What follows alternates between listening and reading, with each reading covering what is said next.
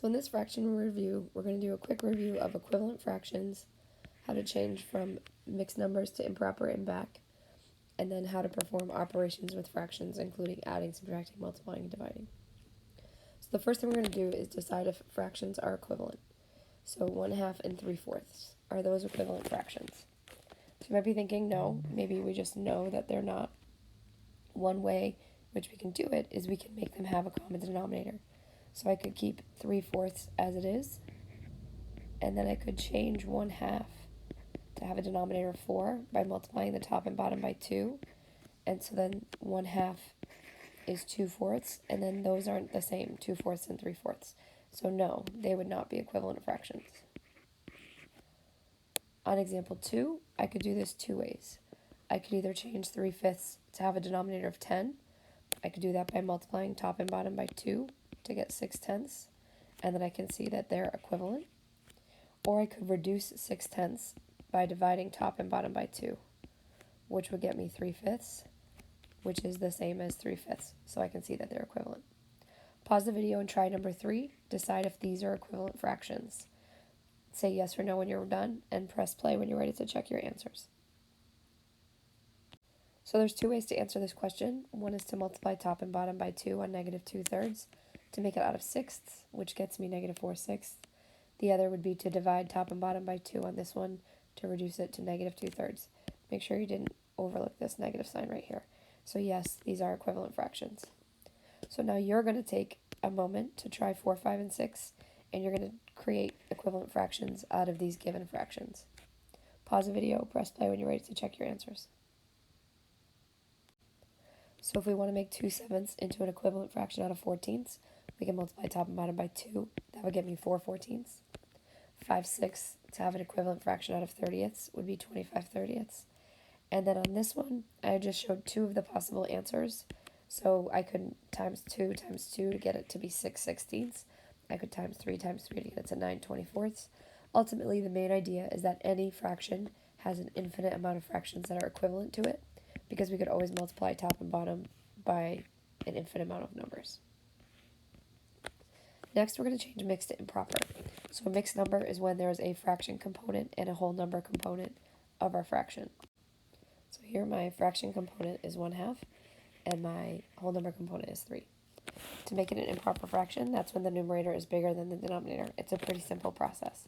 You're going to multiply the whole number by the denominator, so 3 times 2 is 6, and then add the numerator. So there I'd get 7. So again, that was 3 times 2 is 6, plus 1 is 7.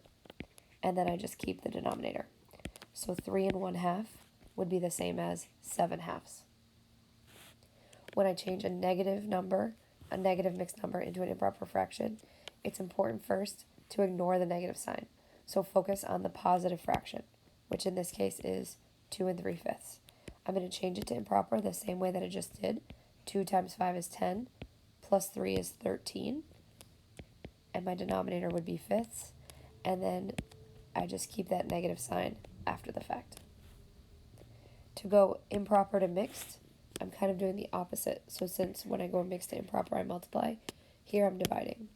So I'm going to see how many times 3 can fit into 11, because 11 is being divided by 3, and when we're dividing, that's really what we're doing. We're putting things into things. So 3 can fit into 11 3 times. That gets us to 9, so there's 2 left over, and my denominator stays the same. And now I can see if I want to change this back. 3 times 3 is 9, plus 2 is 11. I would get 11/3. Similarly here with my negative, I'm just going to ignore my negative till the end, or I could even keep it at the start. And then 4 will fit into 21 5 times, with 1 left over, and my denominator is still 4. Reciprocals of fractions are important when we're dividing, and the easy way to do a reciprocal is just to flip. So the reciprocal of 3/7 is 7/3. The reciprocal of -2/3 is going to just be -3/2. All I need to do is keep that one negative sign. I don't necessarily need to attach it to a specific number as long as I only have one of them. And then to find the reciprocal of 2 and 1/5, I need to first make 2 and 1/5 improper so I can flip it. So first I'm going to do 2 times 5 is 10, plus 1 is 11. I've got 11/5, and now I can take its reciprocal to get 5/11. Next, with fractions, we're going to focus on multiplying and dividing because those are actually the simpler operations than addition, subtraction. So when I'm multiplying and dividing, the first thing I need to do is make sure that I don't have any mixed numbers. So when we get to 15, we'll talk about that one. So on 14, I'm ready to go. When I multiply, I have two options. Option 1 is to multiply straight across. So if I do that, I would get 2 24ths. But then I'd have to reduce. And when I reduce, I'm dividing top and bottom by the same number. So in this case, I would get 1/12. Another option when multiplying fractions is to back at the beginning. So when I was doing 1/8 times 2/3, I can see if any numbers will cross cancel. And by that, I mean, do any numbers divide each other? Or does any number divide both of these numbers? So in this case, 2 can be divided by 2 to get 1. 8 can also be divided by 2 to get 4. Now if I multiply across, I'd have 1 times 1, which is 1, and 4 times 3, which is 12. So I would still get 1/12, but I would be reducing before rather than at the end. On example 15, the first thing that I have to do is make 4 3/8 an improper fraction. So to do that, I would do 4 times 8, which is 32, plus 3, which is 35. I made that 4/15 by accident. Oops. And it's not letting me erase. So my improper fraction would be 35/8. So I could multiply across right now, but I really wouldn't want to do 4 times 35. That's a pretty big multiplication problem. So instead I see that both 4 and 8 can be divided by 4. So I can divide them both by 4. 4 divided by 4 is 1. 8 divided by 4 is 2. I also see that both 5 and 35 could be divided by 5. 5 divided by 5 is 1. 35 divided by 5 is 7. Now if I multiply across, I'm doing 1 times 7 to get 7. And in my denominator, I'm doing 1 times 2 to get 2. So this would be 7/2. Now I could change that back to a mixed number, but there's no reason to, so I might as well just leave it as an improper fraction. One other thing when it comes to cross-canceling, maybe I have 6/5 times maybe 2/9. So one thing I want to point out here is that in this case, 6 and 9 could be cross-canceled because they can both be divided by 3. And so 6 divided by 3 is 2, 9 divided by 3 is 3. The reason I wanted to point this out is because in these other examples, when I cross-canceled, one of the numbers always divided down to 1, and that doesn't always have to be the case. As long as the two numbers can be divided by the same number, you can cross-cancel if you choose. So with dividing fractions, we're going to do keep, change, flip. So I'm going to keep my first fraction the same. I'm going to change the division to multiplication, and then I'm going to find the reciprocal of the second fraction. Then I multiply like normal. So I could multiply straight across.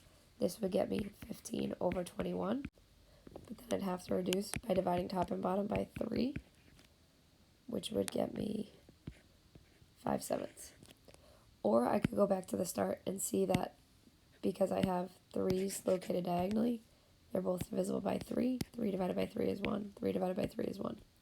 1 times 5 is 5. 7 times 1 is 7. On number 17, before I begin, I need to make sure that both of my fractions are mixed numbers.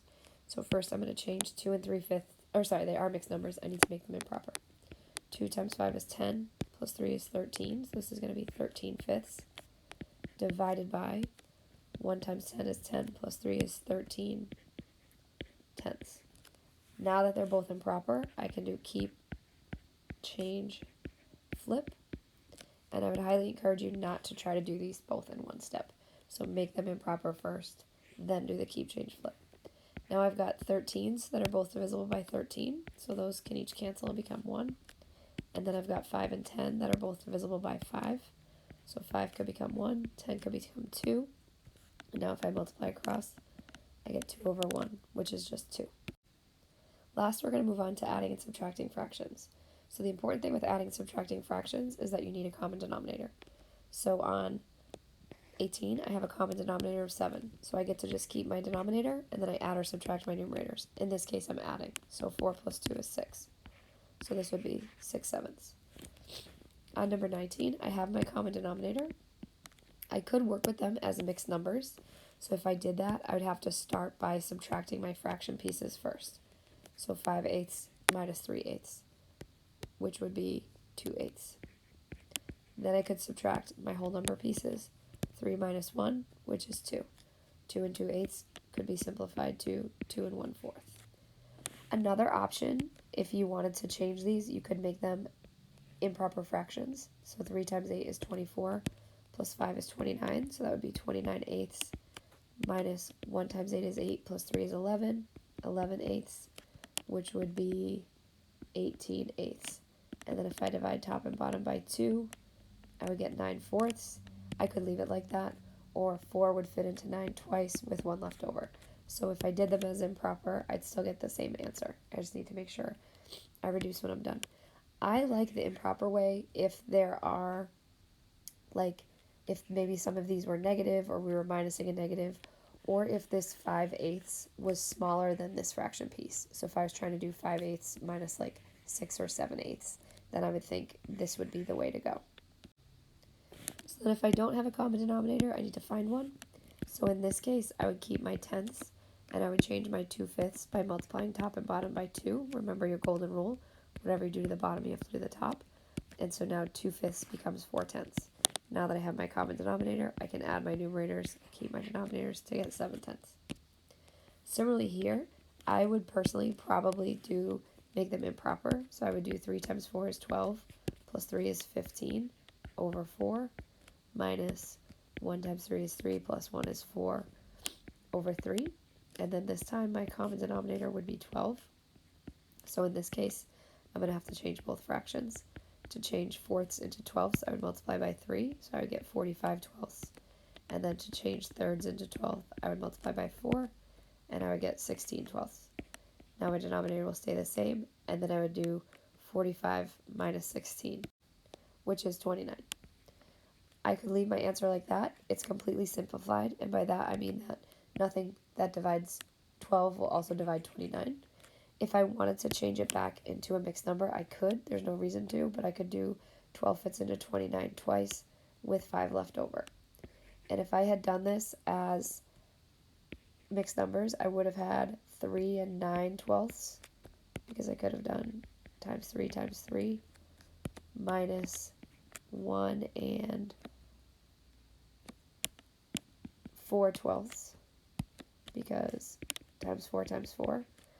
And then as long as I start, if I'm doing it this way, if I start with the fraction piece first, 9 twelfths minus 4 twelfths is 5 twelfths, 3 minus 1 is 2. Like I said, this can get tricky if this fraction piece has a smaller numerator than this fraction piece. So if this had been 3 and 4 twelfths minus 1 and 9 twelfths, I'd probably definitely go the improper route. So on the rest of this practice sheet, you have a variety of different fraction practice, so you can work on that. And I'll be looking at this next week in lab.